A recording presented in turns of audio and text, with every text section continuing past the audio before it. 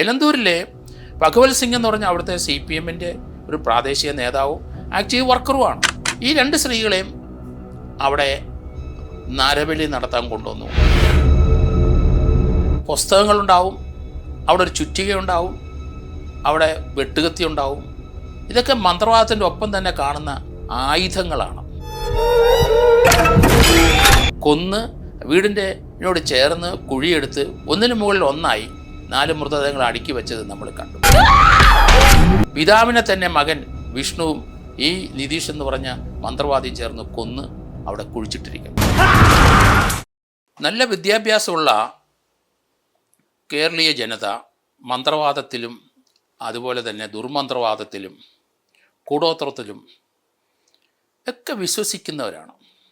വളരെ നല്ലൊരു വിഭാഗം ആൾക്കാരും കേരളത്തിൽ മന്ത്രത്തിലും കൂടോത്രത്തിലും ഇന്നും വിശ്വസിക്കുന്നു. പലർക്കും നല്ല വിദ്യാഭ്യാസമുള്ളവരാണ്. ഒരു ശാസ്ത്രീയ ബോധം അങ്ങനെയുള്ളവർക്കില്ല എന്നാണ് ഞാൻ കരുതുന്നത്.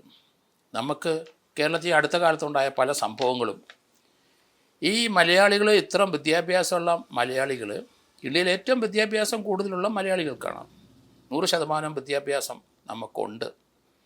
അവരൊക്കെ തന്നെയാണ് ഈ മന്ത്രവാദത്തിന് കൂട്ടു നിൽക്കുന്നതും നരബലിക്ക് കൂട്ടു നിൽക്കുന്നതൊക്കെ. ഇവിടെ അടുത്ത കാലത്ത് നമ്മൾ ഒരു തുടർച്ചയായി ഈ കഴിഞ്ഞ 1-2 വർഷം കൊണ്ട് മന്ത്രവാദത്തിൻ്റെ പല വേലകളും അഭ്യാസങ്ങളും നമ്മൾ കണ്ടു. അതൊക്കെ പോലീസ് പിടിക്കപ്പെട്ടു. പോലീസ് അത് കണ്ടെത്തി നല്ല അന്വേഷണം നടത്തി മന്ത്രവാദികളെ അറസ്റ്റ് ചെയ്യുകയും ചെയ്തു. ആദ്യം നമ്മുടെ ശ്രദ്ധയിൽ വരുന്നത് എലന്തൂരാണ്. അടുത്ത കാലത്ത് വലിയധികം ആൾക്കാർ ഈ ഒരു കാര്യം ശ്രദ്ധിക്കുകയും ചെയ്തു, നമ്മളെയൊക്കെ ഞെട്ടിക്കുകയും ചെയ്ത സംഭവമാണ്. എലന്തൂരിലെ ഭഗവത് സിംഗ് എന്ന് പറഞ്ഞ അവിടുത്തെ CPM-ൻ്റെ ഒരു പ്രാദേശിക നേതാവും ആക്റ്റീവ് വർക്കറുമാണ്.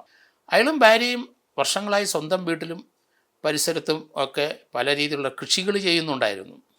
പക്ഷേ അവിടെ ചില അമ്പലങ്ങളും ചില പ്രതിഷ്ഠകളും ഒക്കെ ഉണ്ട്. ഷാഫി എന്ന ഒരു മന്ത്രവാദിയാണ്. അയാൾ നരബലിക്കാരനാണ്. അയാൾ എറണാകുളത്ത് നിന്ന് 2 സ്ത്രീകളെ അവിടെ നരബലിക്ക് കൊണ്ടുവന്നു. ഒന്ന് പത്മ ടാക്കീസിൻ്റെ അവിടെ ലോട്ടറി വിൽക്കുന്ന റോസിലി, വളരെ പാവപ്പെട്ട സ്ത്രീയാണ്. മറ്റൊരു തമിഴ്നാട്ടുകാരിയായ ഒരു സ്ത്രീ, അവരുടെ പേര് പത്മ എന്നാണ്.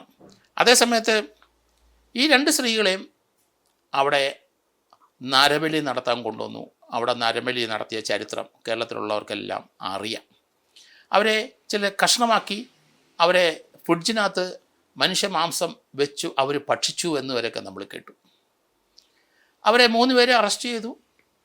അതിനുശേഷം അവർ ജയിലിലാണ്. ഇനി അവർ വെളിച്ചം കാണുമെന്ന് ഞാൻ കരുതുന്നില്ല. അതിനുശേഷം നമുക്ക് അതിന് തൊട്ട് മുമ്പ് ഒരു സംഭവം ഉണ്ടായിരുന്നു. തൊടുപുഴ വണ്ണപ്പുറത്ത് അവിടെ ഒരു മന്ത്രവാദി ഉണ്ടായിരുന്ന കൃഷ്ണൻകുട്ടി. ആ മന്ത്രവാദിക്ക് 1-2 അരുമ ശിഷ്യഗണങ്ങളും ഉണ്ടായിരുന്നു. ഏതായാലും മന്ത്രവാദിക്ക്, വലിയ കൃഷ്ണൻകുട്ടിക്ക് വളരെയധികം ശക്തികൾ ഉണ്ട്. മന്ത്രവാദം മുഖേന, കൂടോത്രം മുഖേന ഉണ്ട്. അത് ആവാഹിച്ചെടുക്കണമെന്നാണ് ശിഷ്യഗണത്തിന് തോന്നിയത്. ശിഷ്യന്മാരിൽ ഒരാൾ അവിടെ വന്ന് ആ മന്ത്രവാദിയെ, അയാളെയും ഭാര്യയെയും മക്കളെയും കൊല്ലുന്നതാണ് നമ്മൾ കാണുന്നത്. അത് ഇവർക്ക് പൊതുവായ നരബലി നടത്തുന്നവർക്ക് പൊതുവായ ചില ആയുധങ്ങളുണ്ടെന്നാണ് എൻ്റെ ഒരു കണ്ടെത്തൽ. അവിടെ ഒരു വിഗ്രഹം ഉണ്ടാവും.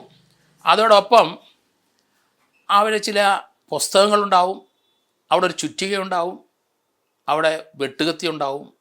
ഇതൊക്കെ മന്ത്രവാദത്തിൻ്റെ ഒപ്പം തന്നെ കാണുന്ന ആയുധങ്ങളാണ്. ആ ഒരാളെ കൊല്ലുമ്പം തലക്കിട്ടാണ് ആദ്യം അടിക്കുന്നത്, അതിനാണ് ചുറ്റിക വെക്കുന്നത്. നമ്മൾ വിചാരിക്കും മന്ത്രവാദ ചടങ്ങിനുള്ള ചില ആയുധങ്ങളാണ്. അല്ല, ആ നരബലി നടത്തുന്നതിന് തലയ്ക്ക് അടിച്ച് വീഴ്ത്തുകയാണ്. അപ്പോൾ പിന്നെ മുറിക്കുകയാണ്. അത് തൊടുപുഴ വണ്ണപ്പുറത്തെ കൃഷ്ണൻകുട്ടിയും അയാളുടെ ഭാര്യയും അയാളുടെ മകള് ആർഷ എന്ന് പറഞ്ഞ കുട്ടിയും പിന്നെ മൈനറായ ആദർശ് 17 വയസ്സേ ഉള്ളൂ, 4 പേരെയും മന്ത്രവാദ ചടങ്ങിനിടയിൽ കൊന്ന് വീടിനോട് ചേർന്ന് കുഴിയെടുത്ത് ഒന്നിനു മുകളിൽ ഒന്നായി 4 മൃതദേഹങ്ങൾ അടുക്കി വെച്ചത് നമ്മൾ കണ്ടു. ഏതായാലും പോലീസ് വിദഗ്ധമായ അത് കൈകാര്യം ചെയ്തു, നല്ല ഇൻവെസ്റ്റിഗേഷൻ നടത്തി. മന്ത്രവാദിയുടെ അയാളുടെ ശിഷ്യനെയും അറസ്റ്റ് ചെയ്തു. അതാണ് വണ്ണപ്പുറത്തെ നരബലി. അതിനുശേഷമാണ് എലന്തൂരിൽ വരുന്നത്. പിന്നെ നമ്മൾ കാണുന്നത് ഈ അടുത്ത കാലത്ത് നമ്മളെ ഞെട്ടിച്ച മറ്റൊരു സംഭവം, കട്ടപ്പനയിലെ കാഞ്ചിയാർ എന്ന സ്ഥലത്തെ കക്കാട്ടുപടിയിലെ ഒരു മോഷണവുമായിട്ട് ബന്ധപ്പെട്ട് പോലീസ് ആ മോഷണക്കാരെ വീട്ടുകാർ ഉണർന്നപ്പം മതിൽ ചാടി ഓടി. മതിലിൽ നിന്ന് ഒരാൾ ഒരു കള്ളൻ താഴെ വീണ് കാലൊടിഞ്ഞു. അയാളെ പോലീസ് പിടിച്ചു. അങ്ങനെ പിടിച്ചപ്പോഴാണ് ഒരു നരബലിയുടെയും മന്ത്രവാദത്തിൻ്റെയും ഞെട്ടിക്കുന്ന കഥകൾ പുറത്തേറ്റ് വന്നത്. അത് കട്ടപ്പന കാഞ്ചിയാറിലുണ്ടായ ഈ സംഭവം അവിടെ ഒരു നെല്ലാനിക്കൽ വിജയൻ എന്ന് പറഞ്ഞ ഒരാൾ, അയാളുടെ മകനുണ്ട്, അവന് വിഷ്ണു, അവന് 27 വയസ്സുണ്ട്. അയാളുടെ ഭാര്യ, അയാളുടെ മകള് താമസിക്കുന്നിടത്ത് മകൻ്റെ കൂട്ടുകാരനായ ഒരാൾ അവിടെ രംഗപ്രവേശനം ചെയ്തു. അയാളാണ് ഈ കൃത്യങ്ങൾ, നിതീഷ് എന്ന് പറഞ്ഞ ആൾ, അയാളാണ് ഈ കൃത്യങ്ങളൊക്കെ ചെയ്തത്. ഇപ്പം മോഷണക്കാരെ പിടിച്ച് ചോദ്യം ചെയ്ത് വീട്ടിൽ വന്നപ്പം വീടിനകത്ത് അടുത്ത കാലത്ത് ഒരു കുഴിയെടുത്ത പോലെ ഒരു സംശയം തോന്നി പോലീസിന്. പോലീസ് ആ കുഴി മാന്തി. നെല്ലാനിക്കൽ വിജയൻ എന്ന് പറഞ്ഞ ആളെ പിതാവിനെ തന്നെ മകൻ വിഷ്ണുവും ഈ നിതീഷ് എന്ന് പറഞ്ഞ മന്ത്രവാദിയും ചേർന്ന് കൊന്ന് അവിടെ കുഴിച്ചിട്ടിരിക്കുന്നു. അത് മൃതദേഹം പുറത്തെടുത്തു. അതൊരു മർഡറാണ്. ആ വീട്ടിൽ തന്നെ അയാളുടെ ഭാര്യയും മകളെയും അവരെ അവിടെ പൂട്ടിയിട്ടിരിക്കുന്ന രീതിയിലാണ് കണ്ടത്. അവർക്ക് വെളിയിലോട്ട് പോകാനൊക്കില്ല, സഞ്ചരിക്കാനൊക്കില്ല. അവർ വേറൊരു ലോകത്തിലേക്ക് അറക്കാൻ കൊണ്ടുവന്ന് നിർത്തിയിരിക്കുന്നതായിട്ട് എനിക്ക് തോന്നിയത്. ആ ഒരു സംഭവത്തിന് ശേഷം കൂടുതൽ പോലീസ് ചോദ്യം ചെയ്തപ്പോൾ ഈ നെല്ലാനിക്കൽ വിജയൻ്റെ മകള്, ആ കുട്ടിയുടെ ആയിട്ട് ഈ നിതീഷ് ഒരു അവിഹിത ബന്ധം ഉണ്ടായിരുന്നു. ആ ബന്ധത്തിൽ ഒരു കൊച്ചുണ്ടായി. 4-ാം ദിവസം ആ കുട്ടിയെ നരബലി നടത്തി കുഴിച്ചിട്ടു. ആ ഡെഡ് ബോഡിയുടെ അംശങ്ങൾ വർഷങ്ങൾ 5-6 ആയിക്കൊണ്ട് ഇന്ന് വരെ കൊച്ചുകുട്ടിയാണ്, ടെൻഡർ ഏജാണ്. അപ്പോൾ അതുകൊണ്ട് 6 ദിവസം പഴക്കമുള്ള കുട്ടിയാണ്. അതിനെ കൊന്ന് കുഴിച്ചു മൂടിയതിൻ്റെ അവശിഷ്ടങ്ങൾ ഇന്ന് വരെ കണ്ടെത്തിയിട്ടില്ല. അപ്പം പൊതുവെ നമ്മൾ നോക്കുമ്പോൾ കേരളത്തിലെ രഹസ്യമായി ഇതുപോലെ ഉള്ള കൂടോത്രവും മന്ത്രവാദവും നരബലിയും നടക്കുന്നുണ്ട്. എത്ര ഉന്നത വിദ്യാഭ്യാസമുള്ളവരാണ് കേരളത്തിലുള്ളവർ. പക്ഷേ ഇങ്ങനെയൊക്കെ നടക്കുമ്പം പഴയ കാലത്ത് കേരളത്തിലും ഇന്ത്യയിലും പല സ്ഥലങ്ങളിലും ഇതുപോലെയുള്ള മന്ത്രവും കൂടോത്രവും നരബലിയും ഉണ്ടായിരുന്നു. അത് വാമമാർഗം എന്ന് പറഞ്ഞ ഒന്നാണ് നരബലി നടത്തുന്നത്. അവരെ വാമമാർഗികളെന്നാണ് വിളിച്ചുകൊണ്ടിരിക്കുന്നത്. അവർ ചോര വീഴ്ത്തും. ഇപ്പം നരബലി നടക്കാത്തതുകൊണ്ട് ആട്, കോഴി അങ്ങനെയുള്ളതിനെയൊക്കെ നരബലി ഇന്നും വാമമാർഗികൾ നടത്തുന്നുണ്ട്. പക്ഷേ കുറച്ചുകൂടെ ദക്ഷിണമാർഗികളെന്ന് പറഞ്ഞാൽ അവർ കുറച്ചുകൂടെ സ്വാത്വിക പ്രാധാനികളാണ്. അവർ ഈ കൂടോത്രവും മന്ത്രമൊക്കെ ചെയ്യുമെങ്കിലും നരബലി നടത്തില്ല. അവർ സാത്വികരാണ്. അതാണ് ദക്ഷിണമാർഗികളെന്ന് പറയുന്നത്. കാട്ടുമാടൻ മനയൊക്കെ ദക്ഷിണമാർഗികളുടെ ഭാഗത്താണ് നിൽക്കുന്നത്. അപ്പോൾ അങ്ങനെയുള്ള ഒരു പുരാണമായ ഒരു കാലഘട്ടം നമുക്കുണ്ട് ഈ കൂടോത്രം മന്ത്രം കേരളത്തിൽ. അടുത്ത കാലത്ത് നമ്മൾ കണ്ടല്ലോ, ആസാമിലെ നോർത്ത് ഇന്ത്യയിലെ ഒരു സ്ഥലത്ത് കൊണ്ടുപോയി ഇവിടുത്തെ ഒരു സാറിൻ്റെ ഭാര്യയും ഒരു കുട്ടിയെ അവർ പ്രേരിപ്പിച്ച് അവിടെ കൊണ്ടുപോയി ഒരു നരബലിയോ അല്ലെങ്കിൽ ഒരു ആത്മഹത്യ ചെയ്തതായിട്ട് നമ്മൾ കണ്ടെത്തിയ സംഭവങ്ങൾ. ഇതൊക്കെ കൂടോത്രവും മന്ത്രവും ഒക്കെയാണ്. കേരളത്തിലാണ് നമ്മൾ പല പുരാണ ഗ്രന്ഥങ്ങളിലും അടുത്ത കാലത്തുമൊക്കെ നമ്മൾ ചാത്തന്മാരെ പറ്റിയും ഒടിയന്മാരെ പറ്റിയും അതുപോലെ യക്ഷിക്കഥകളും പാലമരവും അരയാലും ഒക്കെ നമുക്ക് ഈ മന്ത്രവാദികളും അതുപോലെ ഇതുപോലുള്ള യക്ഷികളും പാർക്കുന്ന സ്ഥലങ്ങൾ മരങ്ങളാണ് എന്നൊക്കെയാണ് മലയാളികൾ പണ്ടുകാലം മുതലേ വിശ്വസിച്ച് പോരുന്നത്. അല്ലെങ്കിൽ നോവലിലും സാഹിത്യത്തിലൊക്കെ ഇത് കൂടുതൽ കടന്നു കയറിയിട്ടുണ്ട്. പൊതുവേ നമ്മൾ അത് തന്നെയല്ല, നിലമ്പൂർ നമുക്ക് മറ്റൊരു സംഭവം നമ്മൾ കണ്ടിട്ടുണ്ട്. നിലമ്പൂർ ഒരാളെ 1.5 വർഷം പൂട്ടിയിട്ടു.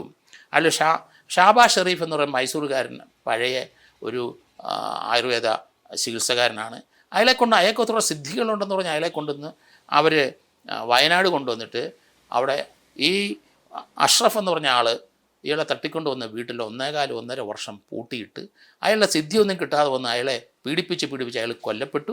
അയാളെ കഷ്ണമായിട്ട് അരിഞ്ഞ് ചാലിയാർ പുഴയിൽ ഒഴുക്കി ഇന്ന് വരെ ഒരു അംശം പോലും കിട്ടിയിട്ടില്ല പോലീസിന്.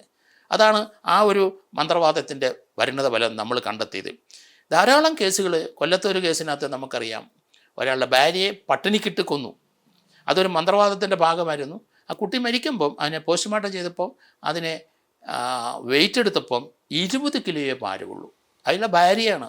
അപ്പനും അമ്മയും ഭർത്താവും കൂടെ ചേർന്ന് മന്ത്രവാദത്തിൻ്റെ ഫലമായി അതിൻ്റെ ആവശ്യത്തിന് വേണ്ടി കുട്ടിയെ പട്ടിണിക്കിട്ട് അതിനെ കൊന്നു. അതൊരു വലിയൊരു സംഭവം തന്നെയാണ്.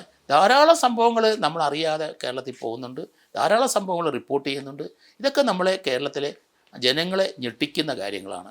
ഇത് തീർച്ചയായിട്ടും ഒരു എഡ്യൂക്കേഷൻ കേരളത്തിലുള്ള എല്ലാ വിദ്യാഭ്യാസ സമ്പന്നരായ ആൾക്കാർക്കും കൊടുക്കണം ഈ രീതിയിൽ. കാരണം ഇതുകൊണ്ട് ഒരു ശാസ്ത്രീയമായ ഒരു നേട്ടവും ആർക്കും ഉണ്ടാകാൻ പോകുന്നില്ല. ഒരു മനുഷ്യനെ കൊല്ലാമെന്നല്ലാതെ അതിന് പ്രേരിപ്പിക്കുന്നവരും അതിന് കൂട്ടുനിൽക്കുന്നവരും കൊല്ലുന്നവരും ജയിൽ ശിക്ഷ അനുഭവിച്ച് അവരുടെ ജീവിതകാലം അവിടെ തന്നെ കിടക്കേണ്ടി വരും എന്നുള്ള കാര്യം മാത്രമേ നമുക്കിതിൽ നിന്ന് മനസ്സിലാകുന്നുള്ളൂ. അതുകൊണ്ട് കേരളീയർ പൊതുവെ കുറച്ചുകൂടെ ശാസ്ത്രീയ ബോധം അനുഭവിച്ചും ശാസ്ത്രീയമായ ഗ്രന്ഥങ്ങൾ വായിച്ചും ഇതിൽ നിന്നൊരു മോചനം നേടണമെന്നുള്ളതാണ് എൻ്റെ വ്യക്തിപരമായ അഭിപ്രായം.